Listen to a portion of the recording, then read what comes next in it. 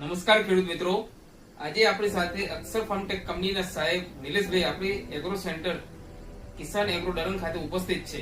તો આપણે સાહેબને પૂછશું કે બજારમાં અત્યારે આધુનિક નવા ખાતરો આવતા જાય છે, એમાંથી પૃથ્વી અમૃત શું છે, કેવી રીતનો ઉપયોગ કરવો અને ખેડૂતને શું ફાયદો થાય.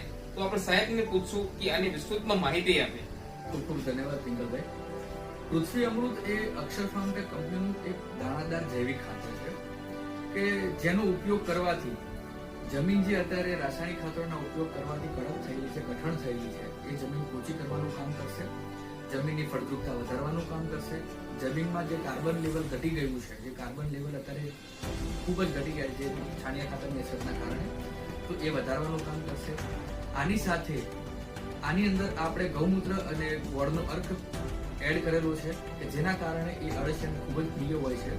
તો તમારી જમીનમાં જે નીચે સુધી ઊંડે સુધી જે અળસિયા છુપાયેલા છે એ અળસિયા ઉપર આવશે, જમીન પોચી થશે અને અળસિયાના મળ તરીકે તમારી જમીનમાં ખાતરનો બી ઉમેરો થશે, એટલે કે કાર્બનનો પણ ઉમેરો થશે અને સાથે સાથે આપણે સૂક્ષ્મ બેક્ટેરિયા પણ આપેલા છે કે જે નાઇટ્રોજન, ફોસ્ફરસ અને પોટાશ આના બેક્ટેરિયા છે જે જમીનમાં રહેલું તમારું જે ડીએપી છે કે જે ખાતર છે અલભ્ય સ્વરૂપની અંદર જમીનમાં જમા થયેલું છે એને લભ્ય સ્વરૂપની અંદર ફેરવશે અને એ ખાતરને તમારા છોડ સુધી પહોંચાડશે.